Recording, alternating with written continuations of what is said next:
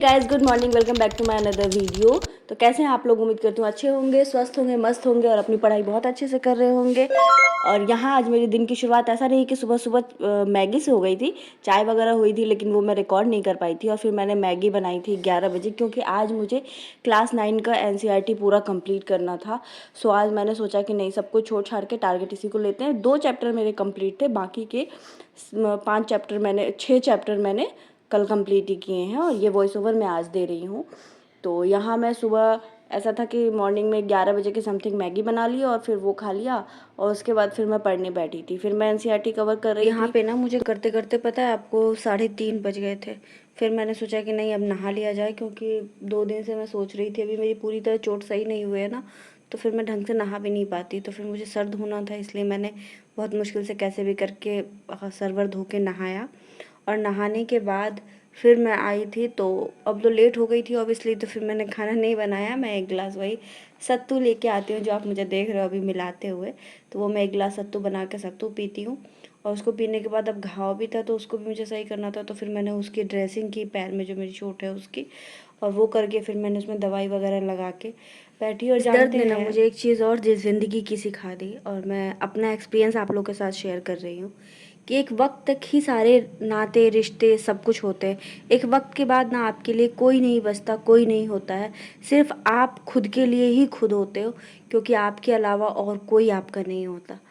तो इसीलिए अपनी लाइफ पे फोकस करो और खुद के लिए जियो, खुद का ध्यान रखो, खुद से प्यार करो। ये बहुत ज़रूरी है कि हम खुद में जैसे भी हैं। कोई इंसान सोचता है कि अरे मैं बहुत सुंदर नहीं दिखता, मैं ऐसा नहीं हूँ, मुझ में ये अच्छा ही नहीं है, ऐसा है। वो सिर्फ नेगेटिव चीज़ों को देखता है, लेकिन वो पॉजिटिव कभी नहीं देखता। तो पॉजिटिव देखो, नेगेटिव देखना बंद करो।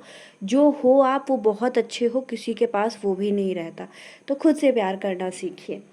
और यहाँ पे मैं खाना लेके आ गई थी और खाने में मैंने सिर्फ आज पराठा बनाया था और वही मैं खा रही हूँ, पराठा और चाय। और फिर यहाँ पे मैंने खाना खा के, मतलब 3 पराठे बनाए थे। अभी रोटी मेरे से ढंग से बनती नहीं, बस कैसे भी करके बना लेती हूँ, काम चलाओ। इसीलिए एहसास होता है कि हाँ, कौन कितना किसका है वो सब समझ में आता है। तो ये चीज़ें थी। अब यहाँ पे मैं पराठा बना के आके खा के लेती हूँ, वो मैं 5:30 के समथिंग खा लेती हूँ। तो उसके बाद तो फिर मैं रिलैक्स होकर शाम में फ्री रहती हूँ।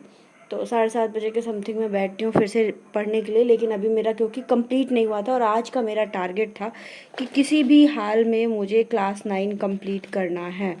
फाइनली वो कंप्लीट होता भी है, और अभी आप देखना वो कितने बजे जाके कंप्लीट होता है। तो इसीलिए कहते हैं कि जब टारगेट लेके पढ़ोगे ना आप, तो टारगेट बहुत काम करता है, क्योंकि फिर आपका एक माइंड मेकअप होता है कि हाँ, हमें टारगेट लेके पढ़ना है और हमें अपने टारगेट को कंप्लीट करके अचीव भी करना है। जो जो टॉपिक आपने क्लास 8 में पढ़ा होगा ना, उसी को और ज़्यादा ब्रीफ करके क्लास 9 में है।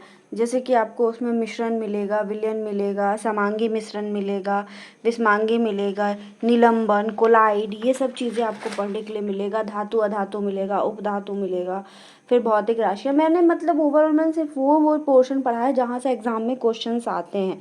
अगर आपको चाहिए तो मैं आपको ये अपनी टेलीग्राम चैनल पे शेयर भी करूँगी। 9 तो हो भी जाएगा। और अब मैं ये वॉइस ओवर जब मैं कर रही हूँ ना कल, ओके, तभी मैं क्लास 10 में हूँ। 10 में आज मेरा कुछ कंप्लीट नहीं हुआ, सिर्फ 2 चैप्टर कंप्लीट कर, 2 भी नहीं, अम्ल और क्षार वाला तो अभी मेरा एसिड और बेस का हुआ भी नहीं है, आधा ही हो पाया। और मैं, क्योंकि मुझे टाइम इसलिए भी लगता है क्योंकि जो मैं लिख रही हूँ ना, वो हिंदी इंग्लिश वर्जन दोनों में लिख रही हूँ, ताकि जब मैं नोट शेयर करूँ किसी को भी तो फिर प्रॉब्लम ना हो। क्योंकि हिंदी वालों को दिक्कत होगी, फिर जिनको इंग्लिश नहीं आती उनके इंग्लिश में दिक्कत होगी। इसलिए ऐसा लिखना पड़ता है कि जो दोनों को ही समझ में आए। उसमें सारी चीज़ें जो पढ़े होते हैं हमने, समस्थानिक, संभारिक, ये सारी चीज़ें हमने पढ़ी है, और ये सब कुछ मैंने दोबारा से लिखा है उसको।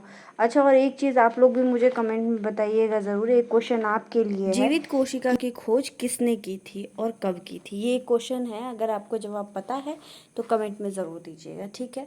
और इससे ये पता चलता है कि आपकी प्रिपरेशन कितनी चल रही है। तो देखो, बहुत लोगों का भी डिमोटिवेशन चल रहा है कि एग्ज़ाम का नहीं पता क्या होगा, नहीं होगा, अपने निर्धारित समय पे होगा या नहीं होगा। तो बात बिल्कुल सही है, लेकिन ऐसा तो नहीं है कि एक ही एग्ज़ाम की हमें प्रिपरेशन करनी है, और भी एग्ज़ाम्स हैं। और फिर दूसरी बात ये भी है कि भाई सिलेबस, ये NCERT चेंज नहीं होने वाला, ठीक है।